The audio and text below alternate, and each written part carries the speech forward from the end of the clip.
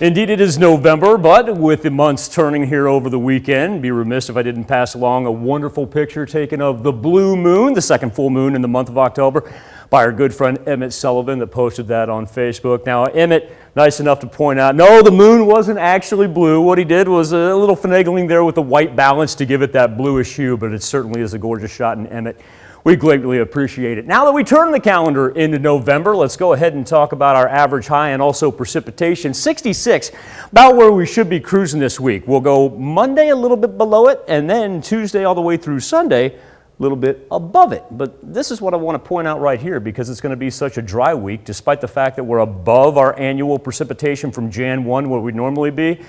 Wait till Sunday rolls around, probably going to find ourselves back below that before we get our next round of thunderstorm activity, and it's very indicative of the relative humidity that we see right now. We're talking dry to the point of almost dangerously dry. Not only us, you're hard-pressed to find really any green throughout the United States as we've seen these levels slip below 40% for much of the 4 states. Highly unusual for the noon hour. You know, even on a very dry day, we usually get that in between about 2 and 5 p.m. So combine that with the air mass that's sweeping in from Canada right there. Even though we see it come off the Pacific, gets up here, dries out, gathers the cold, drops down to the southeast. That's why our temperatures were so cold this morning that even resulted in freeze warnings. And it's interesting because while our mid-level jet stream drops in from the northwest, look at where our wind comes in. It actually comes in at the surface from the southwest. And so it's kind of like a double whammy there as far as how dry it's keeping us, because we've got that dry air mass. Then when you combine the wind, we're seeing close to 30-mile-an-hour gusts there in Chanute, Independence, Joplin's last one at 24.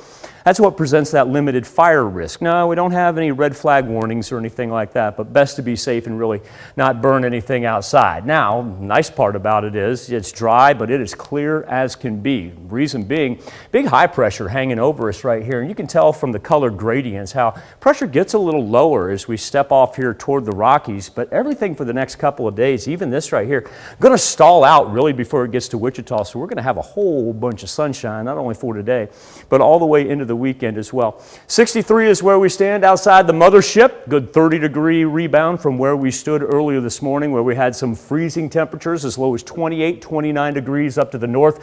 Fort Scott and Nevada now sitting at 61. We had freeze warnings in northeast Oklahoma, and Miami now able to make it all the way up to 63.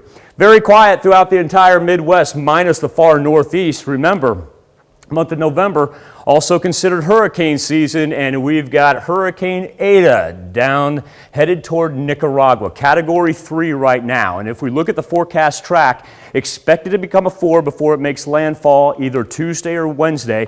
This would only be the 4th category 4 to make landfall in Nicaragua in the month of November. As far as combination of 4 and 5s, it'd only be the 5th one to make landfall in November in Nicaragua. That dates back to 1932. It's 2020. What else should we expect, right?